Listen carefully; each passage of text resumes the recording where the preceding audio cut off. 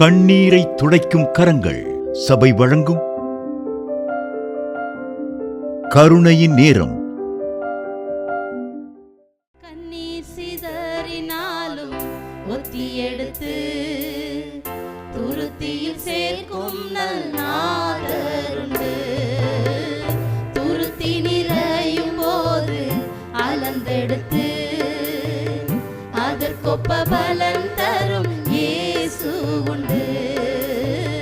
கண்ணீர் சிதறினாலும் ஒத்தி எடுத்து துருத்தியில் சேர்க்கும் நாதருண்டு. துருத்தி நிறையும் போது அளந்தெடுத்து அதற்கொப்ப பலன் தரும் இயேசு உண்டு. எல்லோரும் உன்னை ஒதுக்கியே தள்ளினாலும், எல்லோரும் உன்னை ஒதுக்கியே தள்ளினாலும் மார்போடலைக்கும் நல்லேசு உண்டு. உன்னை மார்போடலைக்கும் நல்லேசு உண்டு. கண்ணீர் சிதறினாலும் ஒத்தி எடுத்து துருத்தியில் சேர்க்கும் நாதருண்டு. துருத்தி நிறையும் போது அளந்தெடுத்து அதற்கொப்ப பலன் தரும் இயேசு உண்டு. கண்ணீர் சிதறினாலும் ஒத்தி எடுத்து துருத்தியில் சேர்க்கும் நாதருண்டு. துருத்தி நிறையும் போது அளந்தெடுத்து அதற்கொப்ப பலன் தரும் இயேசு உண்டு. சொந்தம் என்று சொல்லிவிட யாரும் இல்லை என்றாலும், சொந்தம் என்று சொல்லிவிட யாரும் இல்லை என்றாலும் எல்லா உறவுமான இயேசு உண்டு. உனக்கு எல்லா உறவுமான இயேசு உண்டு. கண்ணீர் சிதறினாலும் ஒத்தி எடுத்து துருத்தியில் சேர்க்கும் நாதருண்டு. துருத்தி நிறையும் போது அளந்தெடுத்து அதற்கொப்ப பலன் தரும் இயேசு உண்டு.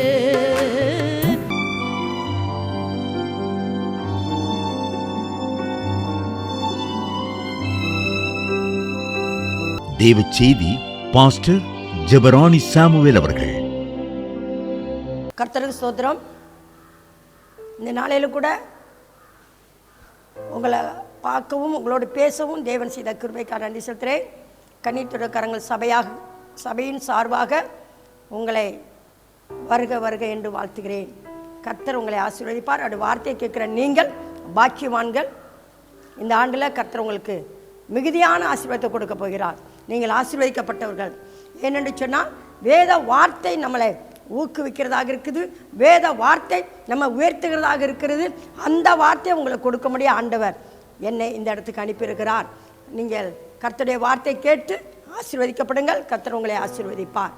இந்த நாளில் கூட ஆண்டவர் நமக்கு கொடுக்கதான வார்த்தை வேதத்தில் வாசிக்கும் போது நீதிமொழிகள் 3:1, என் மகனே, என் மகனே, என் போதகத்தை மறவாதே. பார்த்தீங்களா, ஆண்டவர் சொல்றாரு, நீ எவ்வளவு போதிக்கிறப்பா, என் போதகத்தை மறந்துடாது. அப்படி என்ன ஆண்டவர் நமக்கு போதிக்க போகிறார்?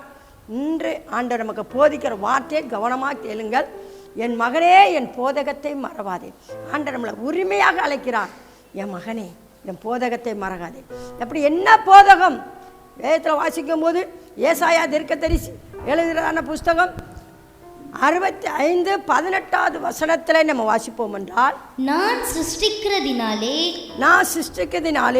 நீங்கள் என்றென்றைக்கும் மகிழ்ந்து களி கூர்ந்திருங்கள். அதோ எருசலேமே களி கூறுதலாகவும் அதன் ஜனத்தை மகிழ்ச்சியாகவும் சிருஷ்டிக்கிறேன். ஆமென், அல்லேலூயா. அருமையான கர்த்தருடைய பிள்ளைகளே, ஆண்டவர் இன்னைக்கு சொல்கிறார், நீங்க மகிழ்ச்சியா இருங்க. பவுல் சொல்லும்போது எப்பொழுதும் சந்தோஷமா இருங்க. மறுபடியும் சொல்லுகிறேன், நீங்க எப்பொழுதும் சந்தோஷமா நீங்க இருக்க வேண்டும் என்று ஆண்டவர் விரும்புகிறார். அவர் சொல்றார், என் ஜனத்தை மகிழ்ச்சியாகவே நான் உண்டாக்குகிறேன். நீங்க அநேகர் கவலையோடு இருக்கிறீங்க, பிரச்சனையோடு இருக்கிறீங்க, வேதனையோடு வாழ்ந்து கொண்டிருக்கிறீங்க. ஆனால் ஆண்டவர் உங்களை சிருஷ்டித்த காரணம், அவர் உங்களை சிருஷ்டித்த நோக்கமே நீங்கள் மகிழ்ச்சியாக இருக்க வேண்டும் என்று வேதத்தில் நம்ம வாசிக்கும் போது முதல்ல ஆண்டவர் மனுஷனை உண்டாக்கினார். ஆதியாகமம் 2ஆம் அதிகாரம் 7ஆம் வசனத்தில் ஆண்டவர் மனுஷனை எப்படி உண்டாக்கினார்? தேவனாகிய கர்த்தர் மனுஷனை பூமியின் மண்ணினாலே உருவாக்கி ஜீவ சுவாசத்தை அவன் நாசியிலே ஊதினார். மனுஷன் ஜீவ ஆத்துமாவானான். அருமையான கர்த்தருடைய பிள்ளைகளே, ஆண்டவர் தான் நம்மை உண்டாக்கினார். உங்களை என்னை உண்டாக்கினவர் ஆண்டவர் தான். மண்ணினாலே மனுஷனை உருவாக்கி அவன் நாசில ஜீவ சுவாசத்தை ஊதும்போது அவன் ஜீவ ஆத்மாவா ஆகிவிட்டான் சொல்லி வேதத்தில் வாசிக்கிறோம். கர்த்தர் நாம மகிமைப்படுவதாக. ஆகவே இந்த மனுஷனை ஏன் உண்டாக்கினார்னா, நீ சந்தோஷமா இருப்பா, நீ மகிழ்ச்சியா இருப்பான்னு சொல்லி உண்டாக்கி அவனுக்கு எல்லா ஆசீர்வாதத்தையும் அவன்கிட்ட கொடுத்து விட்டார். இன்னைக்கு அநேகர் நினைக்கலாம், என்ன ஆண்டவர் ஏன் தான் படைச்சாரோ, இன்னும் எனக்கு தேவையானதான் கிடைக்கலையே, நல்ல வீடு இல்லையே, நல்ல வேலை இல்லையே, நல்ல குடும்பம் இல்லையே சொல்லி அநேகர் கலங்கலாம். ஆனால் ஆண்டவர் படைத்த நோக்கமே நீ மகிழ்ச்சியாக இருக்க வேண்டும் என்று வேதத்தில் நம்ம வாசிக்கும் போது ஆதியாகமம் 2ஆம் அதிகாரம் 8ஆம் வசனத்தில் நம்ம வாசிக்கும் போது மனுஷனுக்கு என்ன தேவை என்று அவர் அறிந்து அவர் கொடுக்கிறார் பாருங்க. தேவனாகிய கர்த்தர் கிழக்கே ஏதேன் என்னும் ஒரு தோட்டத்தை உண்டாக்கி தாம் உருவாக்கின மனுஷனை அதிலே வைத்தார். பாத்தீங்களா, மனுஷனை உண்டாக்கி அப்படியே விடுறவர் இல்லை நம்ம ஆண்டவர். நம்மளை உண்டாக்கி நீ எப்படி வேணாலும் வாழ் என்று சொல்றவர் இல்லை, எப்படி வேணாலும் போ என்று சொல்றவர் இல்லை. அவர் உனக்கு தேவை என்ன என்பதை அறியும். அன்றைக்கிட்ட நினைக்கிறீங்க, ஐயோ உனக்கு ஒரு வீடு இல்லையே, நல்லபடியான வாழ்க்கை இல்லையென்று நினைக்கலாம். ஆனால் ஆண்டவர் அந்த ஆதாம் ஏவாளை உண்டாக்கி அவங்களுக்காகவே ஒரு தோட்டத்தை உண்டாக்குறார். அருமையான கர்த்தருடைய பிள்ளைகளே, அந்த தோட்டத்தில் கொண்டு அவர்களை விடுகிறார். நீங்கள் மகிழ்ச்சியாக இருங்க, எது வேணாலும் சாப்பிடுங்க, எப்படாம் சந்தோஷமா இருங்கன்னு சொல்லி ஒவ்வொரு நாளும் ஆண்டவர் அவங்களோடு உலாவி கொண்டிருக்கிறார். அருமையான கர்த்தருடைய பிள்ளைகளே, தேவன் மனுஷருக்கு என்ன தேவை என்று அறிந்து அவர் கொடுக்கிறவர் தான் நம்ம ஆண்டவர். உனக்கு வீடு தேவையா, அவர் வீடு கொடுக்கிறார். உன்னை உண்டாக்கி அப்படியே விடுகிறவர் அல்ல, அந்த மனுஷனை உண்டாக்கி அப்படியே விடுகிறவர் அல்ல. அவனுக்கு தேவை ஒரு வீடு வேண்டும் என்ற ஒரு தோட்டம் தான் ஆதாம் ஏவாளுடைய வீடாக காணப்பட்டது. கர்த்தர் நாம மகிமைப்படுவதாக. வாசிப்போம். சங்கீதம் 135:2 வாசித்தீங்கன்னா, கர்த்தருடைய வீட்டிலும் நமது தேவனுடைய ஆலய பிரகாரங்களிலும் நிற்கிறவர்களே கர்த்தரை துதியுங்கள். கர்த்தருடைய வீட்டிலிருந்து அவரை என்ன பண்ண வேண்டும்? துதிக்க வேண்டும். ஆனால் ஏன் அங்கே கொண்டு வச்சார்? அந்த ஏதேன் தோட்டம் தான் அவர்களுக்கு வீடு. அவரை துதித்து கொண்டே இருக்க வேண்டிய எண்ணிதான் ஆண்டவர் அவர்களை கொண்டு வைக்கிறார். அருமையான கர்த்தருடைய பிள்ளைகளே, இந்த நாள் அவருடைய வீட்டில் இருக்கிறவங்க ஆண்டவரை துதித்து கொண்டே இருக்க வேண்டும். நீங்கள் எதை குறித்து கலங்கக்கூடாது. கர்த்தர் உங்களுக்கு இருக்க ஒரு வீடு கொடுத்துட்டாரு, அங்கேருந்து ஆண்டவரே இந்த வீடு கொடுத்ததுக்காக நன்றி நன்றி நன்றி என்று சொல்ல வேண்டும். அருமையான கர்த்தருடைய பிள்ளைகளே, கர்த்தர் உங்களோட மன விருப்பத்தை நிறைவேற்றி உனக்கு நல்ல வீட்டை கொடுத்து நீ மகிழ்ச்சியாக இரு என்று சொல்கிறார். கர்த்தர் நாம மகிமைப்படுவதாக. ஆகவேதான் சங்கீதக்காரனாக தாவீதை சொல்லும் போது 101ஆம் சங்கீதம் 2ஆம் வசனத்தில் அவர் சொல்றாரு, என் வீட்டிலே உத்தம இருதயத்தோடு நடந்து கொள்வேன் என்று சொல்லுகிறார். சங்கீதம் 101:2 வாசிப்போம். உத்தமமான வழியிலே விவேகமாய் நடப்பேன், எப்பொழுது என்னிடத்தில் வருவீர், என் வீட்டிலே உத்தம இருதயத்தோடு நடந்து கொள்ளுவேன். என் வீட்டிலே உத்தம இருதயத்தோடே. ஆமென், அல்லேலூயா. உத்தம இருதயத்தோடு ஆண்டவருடைய பிள்ளைங்கள் அவர் கொடுத்த வீட்டில் இருக்க வேண்டும். அருமையான கர்த்தருடைய பிள்ளைகளை, ஏதோ இந்த உலகத்தில் படைச்சார் ஆண்டவர், எப்படி வேணாலும் வாழலாம், எப்படி வேணாலும் இருக்கலாம் இல்லை. கர்த்தர் உங்களுக்கு ஒரு வீடை கொடுத்திருக்கார். அங்கே ஆண்டவரை துதிச்சு கொண்டே இருக்க வேண்டும். அந்த வீட்டில் நீங்கள் இருக்கும்போது உத்தம இருதயத்தோடு கர்த்தரை துதித்து கொண்டே இருக்க வேண்டும். அதைத்தான் தேவன் விரும்புகிறார். அதைத்தான் ஆண்டவர் உன்னை மகிழ்ச்சியாக இருக்க தானப்பா நான் உண்டாக்குனேன், ஏன் கவலைப்படுகிறாய்? அருமையான கர்த்தர் பிள்ளைகளே, நம்மளுக்காக நம்ம ஒரு தேவைகளை தெரிந்து கொள்ளக்கூடாது. தேவன் கொடுக்கிறத நீ சந்தோஷமாக ஏற்றுக்கொள்ள வேண்டும். அந்த வீட்டில் நீ சந்தோஷமாக இருக்க வேண்டும் என்று தேவன் விரும்புகிறார். ரெண்டாவதாக இந்த மனுஷனுக்கு தேவை ஆகாரம். முதல்ல ஆண்டவர் தங்குறதுக்கு ஒரு இடம் வேணும்னு கேட்டீங்க, ஆண்டவர் நல்ல ஒரு வீட்டை கொடுத்துட்டார். ஆதாம் ஏவாளுக்கு தோட்டத்தை கொடுத்தார். இப்போ அவங்க பசியா இருக்கணும்ல, அதனால நல்ல ஆகாரத்தையும் கொடுக்கிறார். வாசிப்போம். ஆதியாகமம் 2:9 வாசித்தால், தேவனாகிய கர்த்தர் பார்வைக்கு அழகும் பார்வைக்கு அழகும் புசிப்புக்கு நலமுமான சகலவித விருட்சங்களையும் தோட்டத்தின் நடுவிலே ஜீவ விருட்சத்தையும் நன்மை தீமை அறியத்தக்க விருட்சத்தையும் பூமியிலிருந்து முளைக்க பண்ணினார். ஆமென், அல்லேலூயா. ஆதியாகமம் 2:16 நீங்க வாசிப்பீங்கன்னா, தேவனாகிய கர்த்தர் மனுஷனை நோக்கி நீ தோட்டத்தில் உள்ள சகல விருட்சத்தின் கனியையும் சொல்லிட்டார் ஆண்டவர், புசிக்கலாம். நீ தோட்டத்தில் உள்ள சகல கனியும் புசிக்கலாம். உனக்கு சாப்பாடு, பயப்படாதீங்க. ஏன் சாப்பாட்டுக்கு இல்லைன்னு கவலைப்பட்டீங்க? ஆண்டவர் நம்மளை உண்டாக்கினாருப்பா, மகிழ்ச்சியா இருப்பா. உனக்கு நல்ல ஒரு வீடு கொடுத்துருக்கிறேன். தோட்டம் எவ்வளோ அழகாக இருந்திருக்கும், ஏதேன் தோட்டம் இல்லை? அதை நினச்சி பார்த்தா எவ்வளோ இதாக இருக்குது பாருங்கள். நமக்கு ஆண்டவர் நல்ல ஒரு வீடை கொடுத்துருக்கிறார். அந்த இடத்துல நீங்கள் சந்தோஷமா இரு, மகிழ்ச்சியா இரு.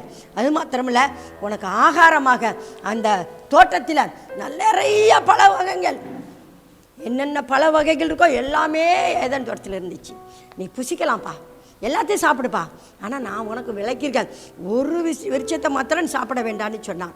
அருமையான கர்த்தருடைய பிள்ளைகளே, ஏன்னா நீ மகிழ்ச்சியாக இருக்க தான் தேவனுக்கு பிரியம். நீ கண்ணீரோடு இருக்கிறதோ, நீ கலங்கி கொண்டிருக்கிறதோ, நீ வேதனையோடு இருக்க தேவனுக்கு பிரியமே இல்லை. ஆண்டவர் மகிழ்ச்சியாக இருக்கும்படி தான் கர்த்தர் உங்களை உண்டாக்கி இருக்கிறார். அருமையான கர்த்தருடைய பிள்ளைகளே, ஆகவே உனக்கு ஆகாரம் வேண்டும் என்பது ஆண்டவருக்கு தெரியும். கர்த்தர் ஒரு மனுஷனை உண்டாக்கி அவனை அப்படியே விடுறவர் இல்லை, அவனுக்கு ஒரு வீடு கொடுக்கிறார், அவனுக்கு ஆகாரம் கொடுக்கிறார். 104 சங்கீதம் 14 வசனத்தில் வாசிப்போம் என்றால், பூமியிலிருந்து ஆகாரம்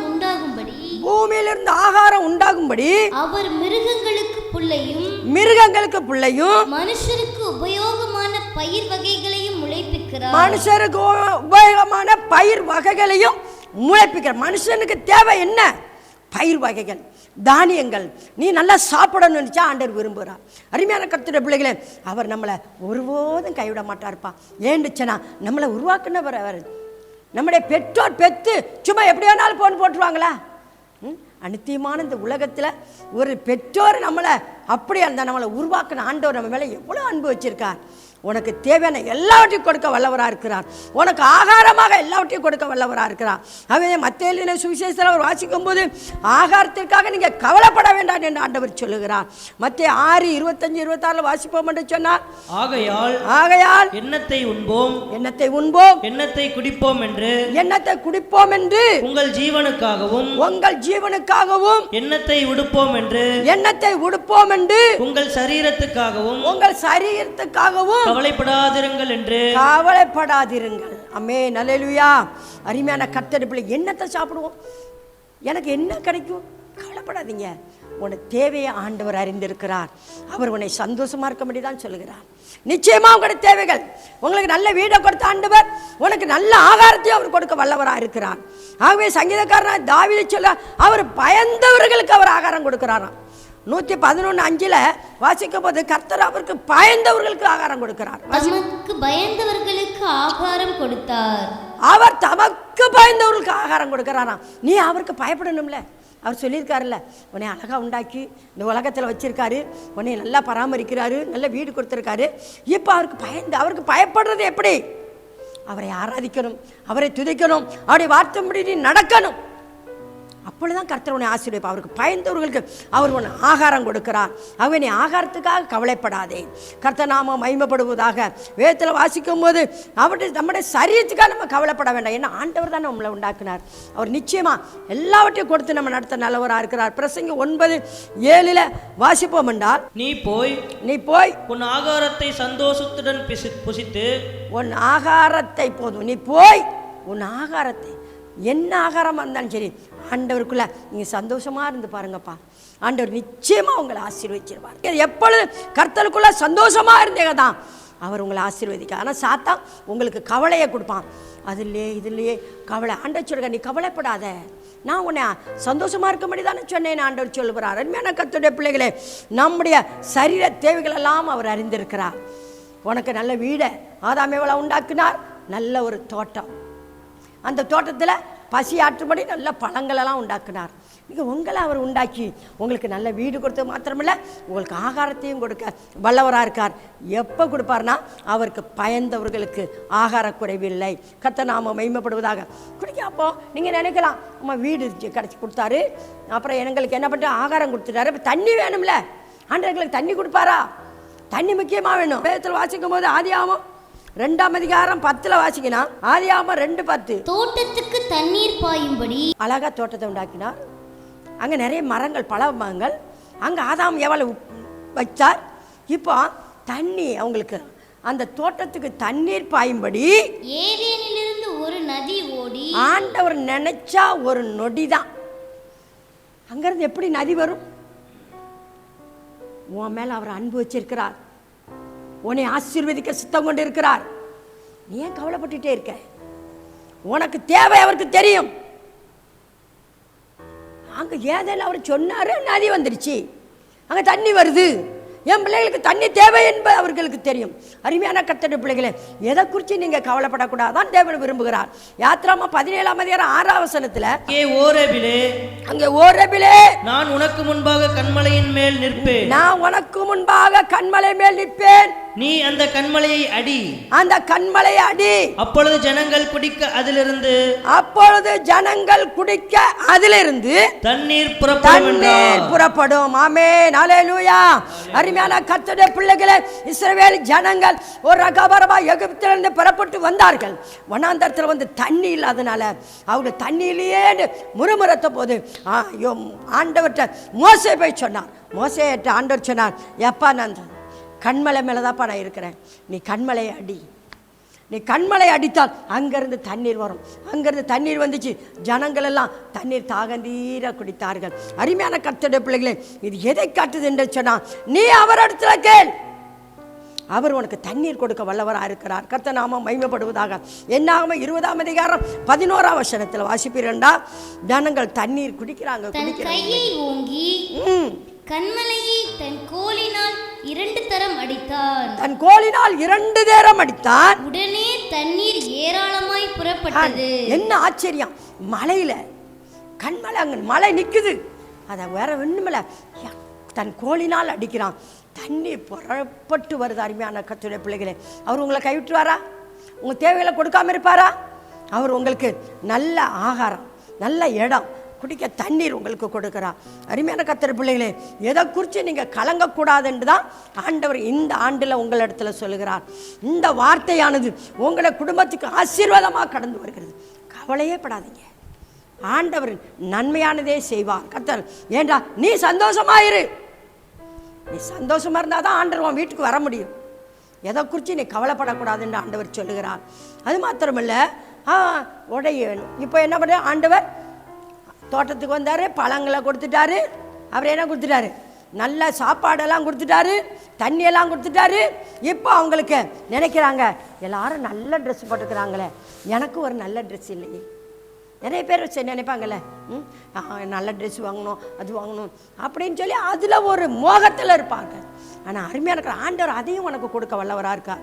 ஆதியாகமம் 3ஆம் அதிகாரம் 21 வாசிப்போம்னா, தேவனாகிய கர்த்தர் ஆதாமுக்கும் அவன் மனைவிக்கும் தோல் உடைகளை உண்டாக்கி அவர்களுக்கு உடுத்தினார். ஆமென், அல்லேலூயா. அருமையான கர்த்தருடைய பிள்ளைகளே, அவர் ஆகாரம் கொடுத்துட்டாரு, வீடு கொடுத்துட்டாரு, தண்ணீர் கொடுத்துட்டாரு. இப்போ ஏன் நீங்கள் கவலைப்படுறீங்க? ஆண்டவர்கிட்ட எதை குறித்து நீங்கள் கவலைப்படக்கூடாது. நீங்கள் சந்தோஷமாக இருக்க வேண்டுமெனே தேவன் விரும்புகிறார். உங்களுக்காகவே தன் ஜீவனை கொடுத்தார். அந்த தேவன் உங்களுக்கு உடைகளையும் கொடுக்க வல்லவராக இருக்கிறார். ஆதாம் ஏவாளும் ஆண்டவருக்கு பிரியமில்லாத சாத்தானுடைய வார்த்தைக்கு கீழ்ப்படிந்ததுனால அவங்க நிர்வாணிகளானார்கள் என்று சொல்லி பார்க்கிறோம். அது வரைக்கும் அந்த ஆதாம் ஏதேன் தோட்டத்தில் தான் இருந்தார். சாத்தான் வார்த்தைக்கு கீழ்ப்படியாத வரைக்கும் அவங்களுக்குள்ள என்னல்ல, அந்த கூச்சம் இல்லை. இப்போ சாத்தானுடைய வார்த்தைக்கு கீழ்ப்படிஞ்சாங்க, அவங்களுக்குள்ள ஒரு கூச்சம், ஐயோ நான் நிர்வாணமாக இருக்கிறேனே. அருமையான ஆண்டவர் அவங்களை அப்படியே விடுகிறவர் அல்ல, அவர் இரக்கமுள்ள தேவன். அவர்களுக்கு தோல் உடைகளை உண்டாக்கி அவர்களுக்கு உடுத்து வைத்தார் என்று பார்க்கிறோம். அருமையான கர்த்தருடைய பிள்ளைகளே, நம்ம ஆண்டவர் நமக்கு உடை கொடுத்து நம்மை ஆசீர்வதிக்கிறவர். வாசிப்போம் எசேக்கியேல் 16:10, அவர் உனக்கு உடை கொடுத்து உன்னை ஆசீர்வதிக்கிற கர்த்தர். சித்திர தையலாடையை உனக்கு உடுத்தி சாயம் தீர்ந்த பாதரட்சைகளை உனக்கு தரித்து. ஆமென். ஆண்டவர் உனக்கு என்ன உடைய உடுத்துறாரா? சித்திர தையல் ஆடை. அவ்வளவு ஒரு அழகான ட்ரெஸ் ஆண்டவர் உங்களுக்கு கொடுக்க வல்லவராக இருக்கு. நீ ஏன் உடைக்கா கவலைப்படுற? ஐயோ எனக்கு நல்ல உடை இல்லையே, நான் எப்படி, எல்லாரும் அப்படி விட கட்டிருக்காங்க, எனக்கு அப்படி நல்ல உடை இல்லை. கவலைப்படாத, ஆண்டவர் உன்னை உருவாக்குனதே சந்தோஷமா இருக்க முடியுதான். வேதத்தின் அடிப்படையில் இங்க பார்த்தீங்கன்னா ஆதாம் எவ்வளவு உண்டாக்கினதே அவங்களுக்கு சந்தோஷமா இருக்கும்படி. ஆனா என்று சாத்தானுடைய வார்த்தைக்கு செவிதாய்த்தார்களோ அவருடைய சந்தோஷம் அவங்களை விட்டு போயிடுச்சு. இப்போ ஆண்டவர் அவங்க மேல அன்புள்ளவரா இருக்கிற அப்படினால அவங்களுக்கு ஆகாரம் கொடுத்தாரு, அவங்களுக்கு தண்ணீர் கொடுத்தாரு, அவங்களுக்கு உடையும் கொடுக்கிறார். கர்த்தர் நாமம் மகிமைப்படுவதாக. என்ன உடை என்று சொன்னார்? சித்திரம் தீர்த்த தையலாடையை கொடுக்கிறார். உபாகமம் 8:4 வாசிப்போமானா, இந்த 40 வருஷமும் உன் மேலிருந்த வஸ்திரம் மேலிருந்த வஸ்திரம் பழமையா போனதும் இல்லை, கால் வீங்கவும் இல்லை. ஆமென், அல்லேலூயா. என்ன ஆச்சரியம் பாருங்களேன். ஆண்டவர் எவ்வளவு நேசிக்கிறார் இஸ்ரவேல் ஜனங்களே, உங்களை எவ்வளவு நேசிக்கிறார். எகிப்தில இருந்து புறப்படும் போது 2 வயசுல ஒரு பையன் புறப்பட்டான்னு வைங்களேன், அவன் 2 வயசுல அந்த உடைய போட்டுருந்துருப்பான். அவன் கானானுக்கு வரும் வரைக்கும் அந்த உடை அப்படியே வளர்ந்து கொண்டே இருக்கிறது, பழசாகவே இல்லை. பாருங்க எப்ப நம்ம ஆண்டவர் எப்படிப்பட்ட ஆண்டவர், சர்வ வல்லமுள்ள ஆண்டவர். அவர் நமக்கு இருக்காருல்ல, அவர் உங்களுக்கு இருக்காருல்ல, ஏன் கவலைப்படுறீங்க? அருமையான கர்த்தர் பிள்ளைகளே, இஸ்ரவேல் ஜனங்களுக்கு அந்த உடை பழசா போகவே இல்லைப்பா. அங்க எகிப்தில் போட்ட உடை கானானுக்கு வர்ற வரைக்கும் அந்த மனுஷன் போட்டிருக்கானா. எப்படி 40 வருஷம் அந்த எகிப்திலிருந்து அவங்க கானானுக்கு வந்து சேர்றதுக்கு 40 வருஷம். 40 வருஷம் அந்த வனாந்தத்தை நடந்து வராங்க. அங்கே ஏதாவது தையல் கடை இருந்துச்சா, ஜவுளி கடை இருந்துச்சா? இல்லையே. அங்கே போட்ட உடை தானே. ஆண்டவர் எப்படி நேசிக்கிறார்ப்பா. அந்த உடை பழசா போகவே இல்லைப்பா. My God Jesus. அருமையான கர்த்தரே, உங்களுக்கு எனக்கு ஆண்டவர் உடையை கொடுத்து நம்மை ஆசீர்வதிக்க வல்லமை உள்ளவராக இருக்கார். உடைக்காக நீங்கள் கவலைப்படாதீர்கள். ஏசாயால பார்க்கிறோம் 61:3 அவர் நமக்கு துதியின் உடையை கொடுக்கிறார். கர்த்தர் நாமம் மகிமைப்படுவதாக. வாசிப்போம். சீயோனிலே துயரப்பட்டவர்களை சீர்படுத்தவும், சீயோனிலே துயரப்பட்டவர்களை சீர்படுத்தவும், அவர்களுக்கு சாம்பலுக்கு பதிலாக சிங்காரத்தையும், அவங்களுக்கு சாம்பலுக்கு பதிலாக சிங்காரத்தையும், துயரத்துக்கு பதிலாக ஆனந்த தைலத்தையும், துயரத்துக்கு பதிலாக ஆனந்த தைலத்தையும், ஒடுங்கின ஆவிக்கு பதிலாக துதியின் உடையையும் கொடுக்கவும். ஆமென். துதியின் உடைய உனக்கு கொடுக்க வல்லவரா இருக்கிறார். அல்லேலூயா, அல்லேலூயா. அருமையான கர்த்தரே, நம்ம ஆண்டவர் வாக்கு மாறவே மாட்டார்ப்பா. தயவு செய்து இந்த வார்த்தை கேட்கிற கர்த்தருடைய பிள்ளைகளே, உங்களுக்கு நான் தயவா சொல்றேன், நீங்க கவலைப்படாதீங்க. நீங்க சந்தோஷமா இருக்கணும். நீங்க சந்தோஷமா இருக்க வேண்டும் என்று தேவன் விரும்புகிறார். அதற்காக தானே, உங்களுக்காக தானே எல்லாவற்றையும் கொடுக்கிறார். கர்த்தர் நாம மகிமைப்படுவதாக. அதான் இயேசு கிறிஸ்து சொன்னார். மத்தேயு 6:25 அவர் அதைத்தான் சொன்னார். உடைக்காக நீங்க என்ன பண்ண வேண்டாம், கவலைப்பட வேண்டாம். ஏன் கவலைப்படுறீங்க? ஆண்டவர் உங்களுடைய தேவைகளை அவர் அறிந்திருக்கிறார். உங்களை உருவாக்கி சும்மா அப்படி விடுறது இல்லப்பா. அவருடைய வார்த்தைக்கு நீங்க கீழ்ப்படிவீர்களானா நிச்சயமா உங்களுடைய சந்தோஷம் நீடித்து இருக்கும். கர்த்தர் நாம மகிமைப்படுவதாக. சரி, ஆண்டவர் ஒரு மனுஷனை உண்டாக்கினாரு. அவனுக்கு என்ன கொடுத்துட்டாரு? வீடு கொடுத்துட்டாரு, ஆகாரம் கொடுத்துட்டாரு, தண்ணீர் கொடுத்துட்டாரு, அப்புறம் உடை கொடுத்துட்டாரு. இப்போ அவனுக்கு என்ன தேவை? எனக்கு ஒரு பிள்ளை இல்லையே. பார்த்தீங்களா, அவன் என்ன நினைக்கிறான்? எல்லாம் கொடுத்துட்டாரு ஆண்டவர், இப்போ என் கூட விளையாடுறதுக்கு எனக்கு ஒரு பிள்ளை இல்லையேன்னு அவன் கவலைப்படுகிறான். அருமையான கர்த்தருடைய பிள்ளைகளே, ஆண்டவரால் கூடாத காரியம் ஒன்றுமில்லை. ஆதியாகமம் 4:1 வாசிப்பீங்கன்னா, ஆதாம் தன் மனைவியாகி ஏவாளை அறிந்தான். ஆதாம் தன் மனைவியாகி ஏவாளை அறிந்தான். அவள் கர்ப்பவதியாகி காயினை பெற்று கர்த்தரால் ஒரு மனுஷனை பெற்றேன். ஆமென், அல்லேலூயா. அருமையான கர்த்தருடைய பிள்ளைகளே, ஆண்டவர் உங்களுக்கு பிள்ளைகளை கொடுக்க வல்லவரா இருக்கார்ப்பா. பிள்ளைகளே இல்லைன்னு கவலைப்பட வேண்டாப்பா. அவர் உங்களுக்கு இந்த கல்லுகளால உங்களுக்கு பிள்ளைகளை உண்டாக்க வல்லவரா இருக்கிறார். அந்த தேவனால கூடாத காரியம் ஒன்றுமில்லை. அவர் உங்களுடைய தேவை என்ன? நீங்க சந்தோஷமா இருக்கணும். அதுதான் தேவன் விரும்புகிறார். இன்னைக்கு சந்தோஷமா இருக்கிறோமா? எப்ப பாரு மக்களுடைய இருதயத்தில் கவலை தான். சாத்தான் எதையாவது போட்டு குழப்பி கொண்டு இருப்பான். சாத்தானுக்கு கீழ்ப்படுகிறீங்க, தேவனுக்கு கீழ்ப்படுகிறீங்களா? நீங்கள் சந்தோஷமா இருக்க வேண்டியதானே. ஆண்டவர் உங்களை உருவாக்கினார், உண்டாக்கினார். ஆதியாகமம் 5:3 ஆதாம் 130 வயதான போது, ஆதாம் 130 வயதான போது தன் சாயலாக தன் ரூபத்தின்படியே